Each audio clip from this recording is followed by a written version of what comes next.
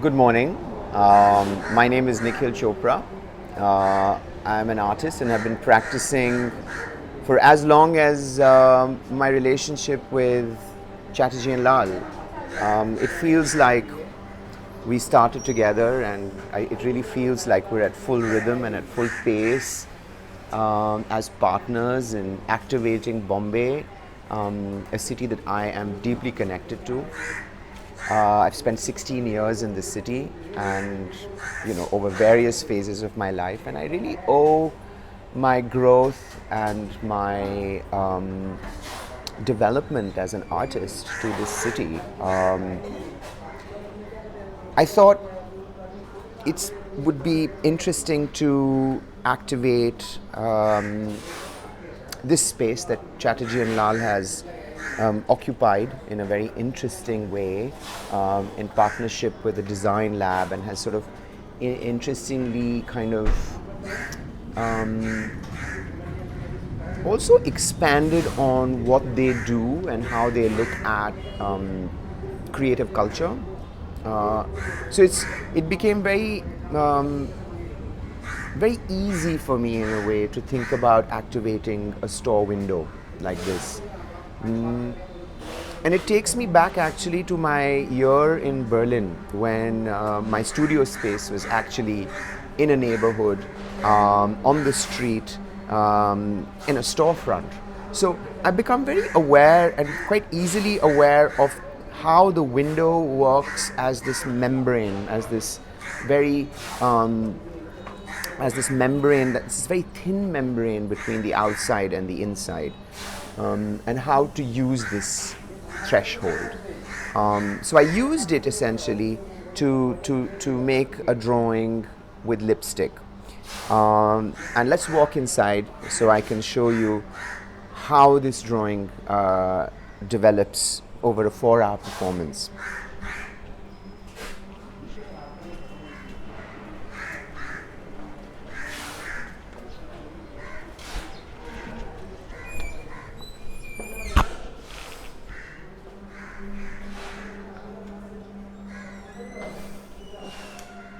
The window became not just this skin, but the window also became a surface that was inviting for me to draw on top of. And I used lipstick as a material as really it really stands for something for me. I remember being scolded by my mother for using her lipstick and spoiling her lipstick. I remember that. So it's something that you were forbidden to do. And so I've used this material, and I love taking material and sort of bending it and twisting it. I really enjoy what material stands for, what the body stands for, what a space stands for, and I like to trouble those relationships. In this case, I'm looking at a very serene landscape. I'm looking at a landscape that I'm quite instinctively connected to because I come from the Himalayas, I come from Kashmir, my mother comes from Peshawar. So what hills do, what mountains do, and how they create not just communities that are isolated from each other, but also create boundaries and borders, and our relationship with Kashmir is not a new one. So essentially taking this material that is associated with sensuality, with sexuality, with vitality, with gender, with identity, with liberalism and conservatism, with empowerment, with self-empowerment. I think lipstick plays a really interesting role in our history and our contemporary and our historic lives, So, like, even when you walk into this room, it sort of smells like an auntie's kisses because of that sweet sort of smell of lipstick that I'm quite, I get quite evoked by as a memory. So essentially what I do with this is use a technique that one would associate with, let's say, monoprinting, which is to take the tactility and this really oily, fleshy quality of lipstick by smearing it and spreading it onto the glass. I kind of used gateway paper then to pull impressions from there. And what I felt was possible then was to take a very static composition, and by using what one would associate with moving image, which is to animate it. So if you come into the other room, you'll see that it starts with a very tiny, what starts to look like a fireball. And as I kept returning back to the glass window after pulling these impressions, I had the opportunity to make that what looks a bit like a sore or a blister or a bomb or a explosion, sort of grow. Of course, I'm making audiences work harder to do that animation, but I'm also very interested in the slowness of processes, or the distance between processes and objects and experiences. So it's not just about the space that is activated, but the space in between objects, I think, also create a kind of tension that I've been working with, not just in the performance work, but also in installation work for a few years. So as the drawing progresses, the last rendering was where the landscape, in a sense, behind sort of starts to disappear, and the explosion or this fireball or this rose.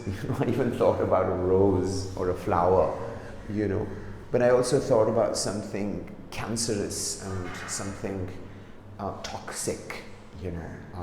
Of course, my persona, in a sense, really alluded to that, because I wore this very metallic cape and I had this mask and wig that sort of resembled a character out of, let's say, Japanese Buto performance work. And I must mention my relationship with an amazing Buto artist, a collaborator, and we made works together, and it gave me the opportunity to understand Buto theater and Japanese expressionistic theater from very close, and from a place of actually having worked in that space with Yuko Kaseki.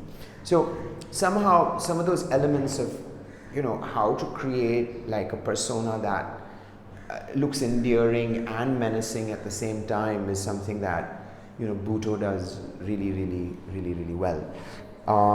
So essentially what happens is that the performance begins with my persona walking down this historic cobbled street, and in this village that's fortressed in this city, which is it feels strong, but at the same time it also feels threatened. So this idea of being this expressionistic character, of being menacing and vulnerable at the same time, I think mirrors the way in which Kotachiwari and this neighborhood is, and what it resists and its resistance. So literally puncturing this little membrane, this thin membrane glass, I kind of walk in through these windows. I walk in through this window and literally enter the performance and begin with opening up cans of lipstick and pressing them into the glass, quite literally. 47A it's a very it's not a gallery that feels that has this massive voluminous spaces as one would imagine. They feel like kind of small intimate spaces, and there's this experience of going from room to room that I was excited by. And so this entire gallery becomes a gallery for me to share my relationship to my live practice, and also to examine what happens in a performance. As the live space, I kind of really do imagine the live space to be my studio, and then in that studio I'm making artwork and art objects.